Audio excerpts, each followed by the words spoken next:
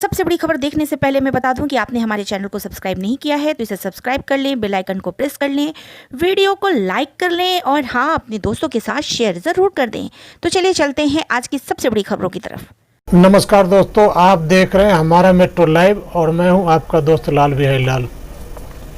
आज लगभग 500 साल के जद्दोजहद के बाद आज श्री राम मंदिर का भूमि पूजन, यहीं पे है कि राम मंदिर के निर्माण की नींव के रूप में शिलान्यास देश के प्रधानमंत्री नरेंद्र मोदी किया था। देशवासियों के लिए बहुत ही गर्व की बात है। मेरे तन में राम, मेरे मन में राम, मेरे रोम रोम में राम, राम का बड़ा राम से नाम। कहते हैं कि राम का नाम ले लो। लाल बिहारी लाल जी की एक छनिका है कि राम का नाम बहुत ही आसान मुक्ति का मार्ग। इसलिए अगर राम का आपने नाम नहीं लिया तो इस भवसागर से आपकी सारी बाधाएं उत्पन्न हो गई। आप वहाँ ऊपर परलोक में बहुत अच्छी तरह से आप प्रस्थान कर सकते हैं। तो आइए डालते हैं इस राम मंदिर के कथा के इतिहास की बात करते हैं। सबसे पहले जब देश में पानीपत के युद्ध के बाद मुगल साम्राज्य की नींव रखी गई तो हुमायूं के बाद आया बाबर।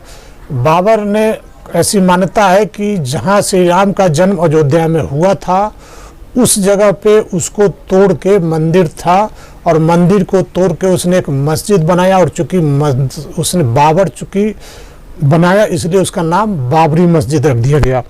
आगे चल के ये बात जो 1853 ईस्वी में ये दो गुटों में बात जो है पहली बार विवाद खड़ा हो गया बाबरी मस्जिद को लेके। अब उसकी बात करते हैं तो आगे 1885 ईस्वी में महंत रघुवर दास ने मांग की अदालत से कि चबूतरों पर राम मंदिर बनाने की इजाज़त दी जाए और उसकी पूजा करने के लिए, लेकिन अदालत ने उनकी मांग को खारिज कर दिया।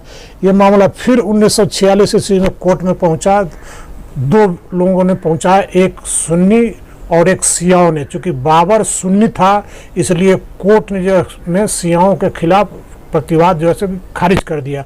आम भाषा में कहे तो सुन्नियों की विजय हुई। फिर इसके बाद 1949 ईस्वी में विवाद चला कि राम मंदिर के चबूतरों पे जो है कि पूजा शुरू की जाए, मंदिर बनाया जाए, लेकिन कोर्ट ने उसे भी नकार दिया।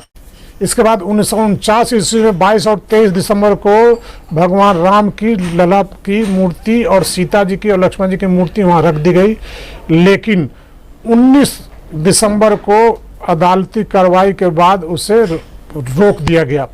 फिर ये मामला 16 जनवरी 1950 ईस्वी को गोपाल दास विशारद के अदालत में पहुंची और उन्होंने कहा कि मूर्ति की पूजा जो है सो बाहर से ही करे। वो ताला बंदी कर दी गई। कहाँ पे? मस्जिद में ताला लगा दी गई और ताला खुलेगी नहीं और ताला बंद रहेगी। जिसको ज़रूरत हो बाहर से ही पूजा पाठ करे। 1959 ईस्वी में फिर निर्मोही अखाड़ा ने इसमें कूद गया और उसने दावा कर दिया कि ये जो विवादित मस्जिद है वो भगवान श्री राम का जन्म स्थान है और ये हमारी संपत्ति है। लेकिन वहाँ भी जो है कोर्ट में मामला कोई निश्चित रूप से नहीं हो पाया कि मस्जिद है या मंदिर है।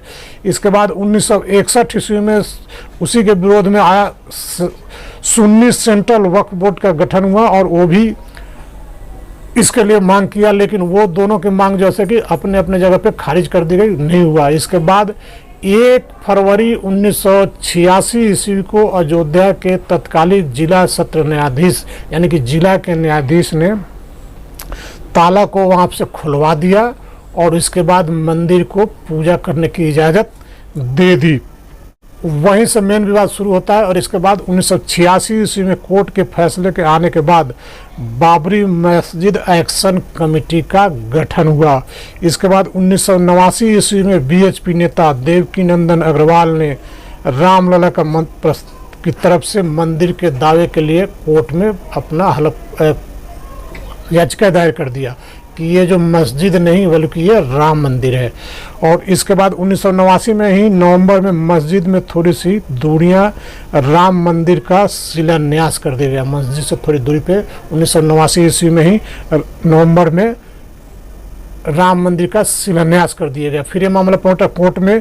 इसके बाद 90 ईस्वी में 25 सितंबर को आडवाणी ने सोमनाथ से अयोध्या तक के लिए रथ यात्रा निकाला, लेकिन उसी बीच दंगा भड़क गया। कहाँ? गुजरात, कर्नाटक, उत्तर प्रदेश और आंध्र प्रदेश में दंगा भड़क गया। कई लोग मारे गए और देश में जैसे कि सामाजिक भाईचारा तार तार होने लग गया। इसके बाद 1990 ईस्वी में 23 अक्टूबर को बिहार के तत्कालीन मुख्यमंत्री लालू प्रसाद यादव ने रथ को रोक लिया। यहाँ समय कहे कि अडवाणी जी के रथ को रोक के और उन्हें हिरासत में ले लिया।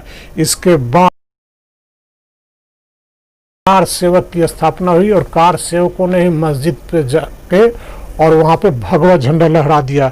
1991 ईस्वी में उत्तर प्रदेश में चुनाव हुआ और उत्तर प्रदेश में चुनाव होने के बाद भाजपा की प्रचंड बहुमत से सरकार बनी और तत्कालीन मुख्यमंत्री कल्याण सिंह ने इसके बाद 1992 ईस्वी में 30 और 31 अक्टूबर को धर्म संसद में तय हुआ कि कार सेवक की घोषणा की गई और कार सेवकों ने इसके बाद नवंबर 1992 ईस्वी में तत्कालीन मुख्यमंत्री कल्याण सिंह ने अदालत में हलफनामा दिया कि मस्जिद की हिफाजत करेगी, सरकार करेगी। लेकिन 6 दिसंबर 1992 ईस्वी को कार सेवकों ने बस बाबरी मस्जिद को ध्वस्त कर दिया और तब से लेकर ये मामला सुप्रीम कोर्ट में लंबित थे और सुप्रीम कोर्ट ने नवंबर 2019 ईस्वी को जजमेंट दिया जिसमें उन्होंने कहा कि जो ये ज़मीन है ये बाकी वहाँ पे राम मंदिर का निर्माण होगा और मस्जिद के निर्माण के लिए 5 एकड़ ज़मीन मुहैया कराया जाए। सरकार ने 1993 ईस्वी में 67.7 एकड़ ज़मीन अधिग्रहित की थी और कहा था सुप्रीम कोर्ट ने कि अगर चाहे तो रामलला मंदिर को वापस कर दे, लेकिन उन्होंने नहीं किया। कोर्ट चलते कानूनी और उसमें विवादित भूमि की बात करें तो 0.3 एकड़ जमीन विवादित थी जिसमें मुख्य रामलला का जो वहाँ पे था कि वहीं बनेगा। इसके संदर्भ में अब कोर्ट ने जो है सो डिसीजन दे दिया है। अब कोर्ट के डिसीजन के बाद आज कोर्ट के आदेश के बाद देश के प्रधानमंत्री माननीय नरेंद्र मोदी जी ने आज वहाँ पे राम मंदिर का शिलान्यास किया जिसमें 5 लोग मंच पे उपस्थित थे और देश के 175 वीआईपी ने जाकर उसकी शोभा बढ़ाया और ये हमारे हिंदुओं के लिए गर्व की बात है।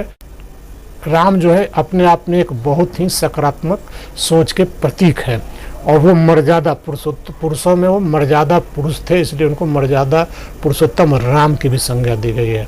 आशा करते हैं कि आप राम के भावनाओं को समझते हुए अपने जीवन में भी राम के आदर्शों उन्हीं के अनुरूप आचरण करें।